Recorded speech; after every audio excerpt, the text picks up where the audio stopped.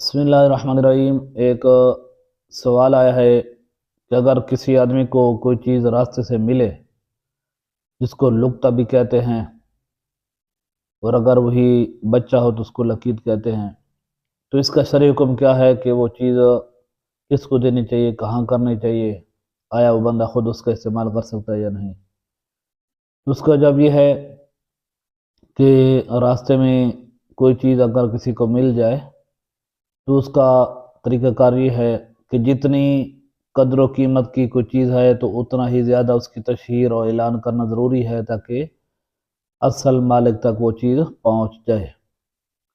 पहली बात तो यह है कि वो देखने वाला आदमी उसको ना उठाए ताकि जिसकी है वो वापस आकर उठा ले।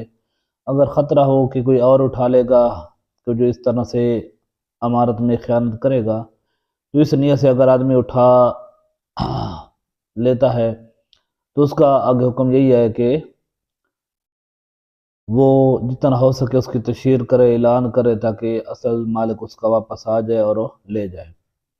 अगर उस चीज़ का असल मालिक वापस नहीं आता, मतलब बस यार कोशिश के तशहीर के ऐलानात के असल मालिक का पता नहीं चलता, तो फिर अगर ये आदमी खुद मुस्तहिक है, गरीब है, मुस्तहिक है, तो फिर तो इस्तेमाल कर सकता है। लेकिन वो चीज़ बनफ़्स नफीस नहीं बल्कि उसकी कीमत, उसको बेच कर उसकी कीमत, और अगर वो खुद मुस्तहिक नहीं है तो किसी सूरत में भी वो उस चीज़ को इस्तेमाल नहीं कर सकता, बल्कि वो चीज़ बेच कर उसकी रकम मस्जिद में दे दे। अगर खुद रकम है तो वही रकम देगा, अगर कोई और चीज़ है मालियत वाली तो वो बेच कर गरीबों मस्कीन को भी दे सकता है और मस्जिद में भी दे सकता है। बहरहाल उस आदमी के लिए खुद उसका इस्तेमाल करना कि जो खुद भी हकदार नहीं है, उसके लिए जायज़ नहीं है। हमारा मसला यही है आजकल माशरे में कि अगर कोई थोड़ी कीमत वाली चीज़ हो तो हम वापस कर देते हैं या मस्जिद में दे देते हैं, गरीब व मस्किनों को दे देते हैं। लेकिन अगर वो भारी कीमत वाली हो तो हमारा ईमान उस वक्त कमज़ोर पड़ जाता है, वो हम किसी को बताते भी नहीं हैं और ख़ुद छपा लेते हैं, इस्तेमाल करते हैं।